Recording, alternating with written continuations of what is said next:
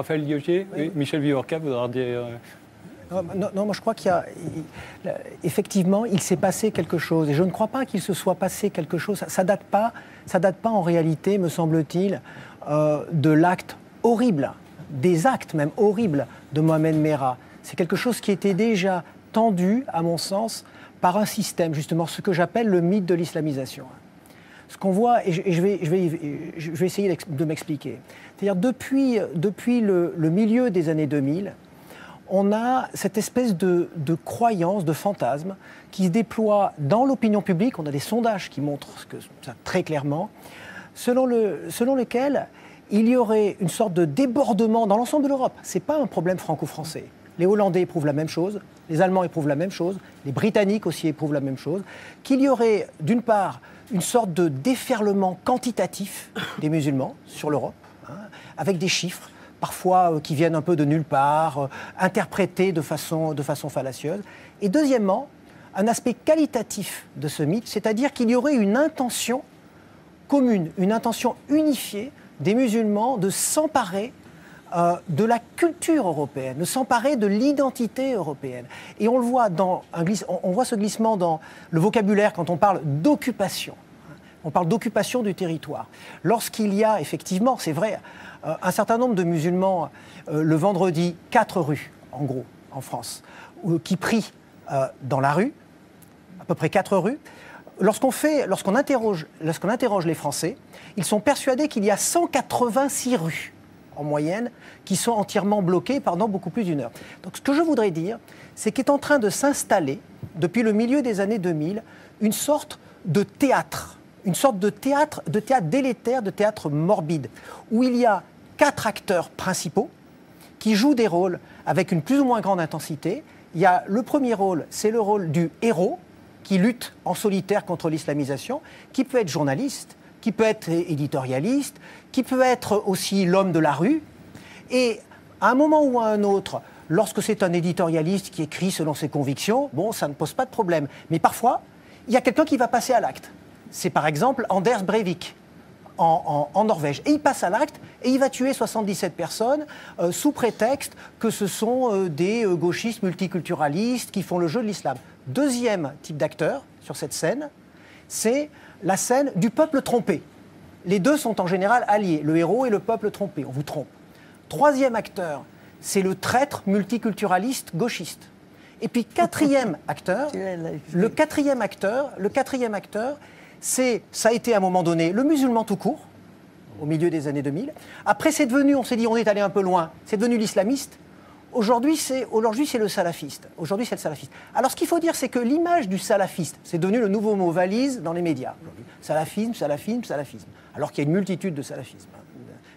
Mais ce qu'il faut comprendre, c'est que cette image du salafiste, elle va être répulsive pour 99% des gens, enfin pour nous, en gros, mais elle va devenir attractive pour des individus qui se sentent frustrés et qui en même temps sont psychologiquement dans une situation difficile, une situation de fragilité. Et là, il va y avoir passage à l'acte. C'est-à-dire que l'islam est devenu une sorte de vêtement aléatoire et opportuniste. Moi, je crois que si nous arrivions, mais vraiment, en prenant nos responsabilités, si nous arrivions à sortir de cette espèce de mécanique théâtrale où chacun joue des rôles qui poussent à l'extrême et qui poussent au passage à l'acte, eh bien, on aurait fait un grand pas. Parce qu'Anders Breivik, c'est en quelque sorte l'autre face de la même pièce de théâtre dans laquelle a joué Mohamed Merah. N'oublions pas que Mohamed Merah a commencé par tuer des légionnaires.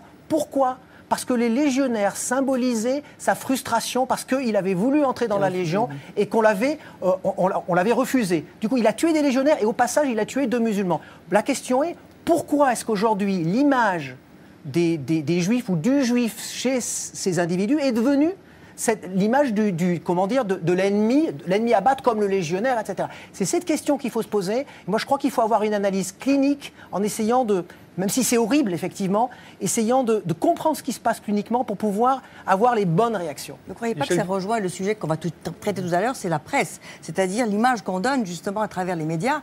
C'est comme dans les films, le bandit est sympathique, est intéressant, on veut copier le mauvais. Il y a des identifications qui sont de moins en moins contrôlables, parce qu'aujourd'hui, en plus, ça ne se passe plus seulement par le haut. Ça ne se passe plus seulement par le haut. Je crois d'ailleurs que les médias, les grands médias, télévision, radio, ont compris qu'ils étaient allés trop loin au milieu des années 2000, où avec mes étudiants, on a observé qu'il y avait eu un glissement et que maintenant les médias font très attention. Sauf que le mal est fait, et maintenant c'est sur Internet que ça se passe de façon complètement incontrôlable. La mauvaise nouvelle, la bonne nouvelle plutôt, c'est qu'on n'a pas besoin de réseaux.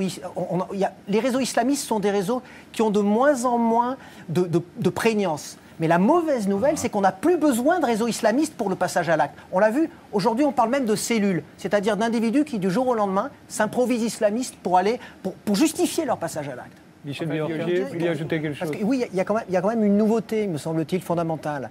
Il y a une nouveauté, c'est que ces actes antisémites sont des actes qu'on pourrait appeler réactifs au sens chimique du terme, c'est-à-dire qu'ils réagissent. C'est pour ça qu'ils sont épidermiques et c'est pour ça qu'ils existent on tue des gamins par épidermie. Ne croyez pas qu'il y a aussi une grande banalisation de la violence. Mais je ne suis pas du tout en train... Attendez, c'est pas une justification de dire ça. Ça va un petit peu plus loin que ça, quand même. Pas du tout. J'espère. Ce que je veux dire, c'est que justement, le meurtre, là en l'occurrence, et le passage à l'acte, n'est pas lié à l'islam ou à autre chose. Il est lié à cette nécessité à un moment donné, d'un certain nombre d'individus à passer à l'acte. Il se trouve que l'islam devient une sorte de vêtement à travers lequel enfin, ils choisissent leurs victimes quand même. Ils choisissent leurs victimes. Donc la question, excusez-moi, la question, c'est de savoir pourquoi est-ce qu'ils choisissent ce vêtement et pas un autre vêtement. Et c'est là où cette espèce de système du mythe de l'islamisation c'est pourquoi ils choisissent cette victime et pas une autre. C'est pour ça qu'il entre en jeu. C'est réactif au sens chimique. Ce que je veux dire par là, c'est que ça peut être activé et réactivé parce que c'est de la frustration. C'est comme quand on vous brûle un feu rouge, vous sortez de vos gants. Et du coup, il y a des processus qui peuvent aboutir à des réactions en chaîne. Et c'est ce qu'on a vécu depuis l'affaire Mohamed Merah. Une réaction en chaîne au sens, là, quand on parle de la réaction nucléaire, si vous voulez. Et moi, je crois que, au-delà de l'horreur, mais qui est certaine et qui est difficilement soutenable, il faut essayer de comprendre vraiment, cliniquement, ce qui s'est passé. Pour agir à ce qui a été dit, je suis tout à fait d'accord avec ce que vous avez dit sur la question des mots. Les trèfles à 4 feuilles Sur la question des mots, juste avant. Mais les trèfles à 4 feuilles, pourquoi pas non plus. Sur la question des mots, parce que on avait le mot à un moment donné qui avait l'air d'être confortable, c'était le mot islamiste. Puis on a découvert qu'il y avait des islamistes qui pouvaient être au pouvoir et finalement se comporter de façon assez démocratique. On l'a vu en Turquie, pourtant, ils sont islamistes. Alors après, on a employé le mot radical. Radical, ça veut dire à la racine. Il y a des gens qui peuvent être radicaux et absolument pas vouloir tuer autrui. Aujourd'hui, on a trouvé un autre mot. Vous avez remarqué, à chaque fois, on cherche quelque chose. C'est salafiste. Mais je fais quand même remarquer que la plupart des salafistes, l'écrasante majorité même des salafistes, sont contre même la politisation, parce que salafiste, ça veut dire ceux qui estiment être plus purs. Mais ils estiment tellement être plus purs que pour eux-mêmes, agir politiquement ou aller agir à l'extérieur, c'est une façon de se souiller. Donc ils sont contre l'action politique et a fortiori contre l'action terroriste. Donc moi je crois qu'aujourd'hui, quelque chose qui permettrait de dégonfler cette espèce de scène, cette espèce de théâtre morbide dans lequel nous sommes, ça serait d'employer un terme plus juste, sans forcément chercher une connotation musulmane, en disant voilà, il y a des individus qui sont passés à l'acte, qui sont terroristes, c'est-à-dire terroristes au sens où ils ont terrorisé les gens. Ensuite, en disant ces gens-là, il se trouve qu'ils se reconnaissent de l'islam.